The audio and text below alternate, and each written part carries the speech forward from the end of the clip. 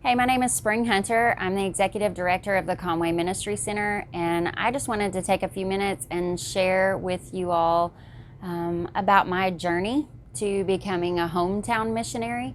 If you have ever been around or heard me speak and share my testimony, you will have heard that God really intervened in my own personal life and rescued me from just a life of generational poverty and addiction and abuse, and begin to bring me out of that and just create a new creation.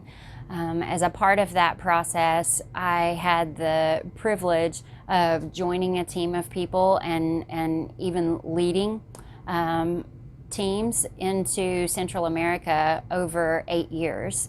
And that was such an incredible experience for me, just going and being intentional about meeting just real tangible needs, physical needs, and also sharing the gospel of Christ with folks. And as I was in Nicaragua and El Salvador, I recognized that so many of the people that we encountered, on top of their physical needs, they had such a deeply warped sense of who Christ was and what the gospel was. It wasn't that they had never heard the name of Christ or that they didn't have access to Scripture, but the more conversations I had with folks, the more I realized that they had not heard this gracious, life-giving gospel that I had personally experienced. And over the years, I would come home and share the stories from the mission field with some of my friends and pastors and other folks here in the States.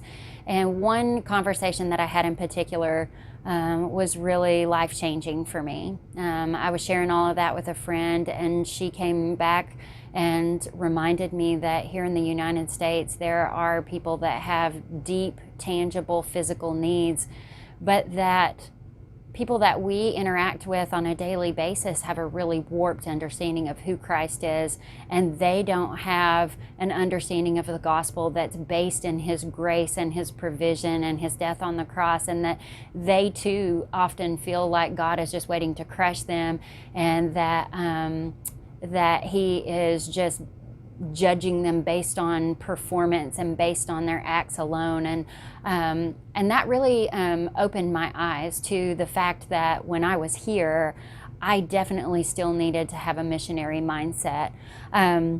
As a part of that process, God really began to open doors, specifically in the world of addiction. I was able to join a team of people and launch a recovery ministry. And out of that recovery ministry, we were able to start a mobile soup kitchen.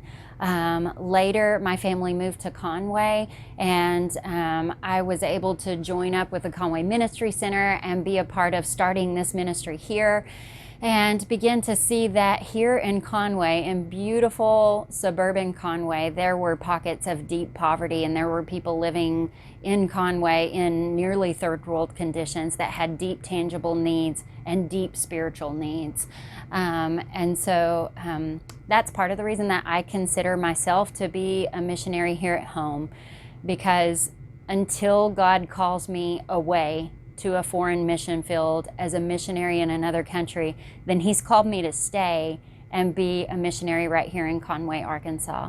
So over the next few weeks, you're going to hear different stories from our staff members that I consider to be missionaries to Conway, Arkansas.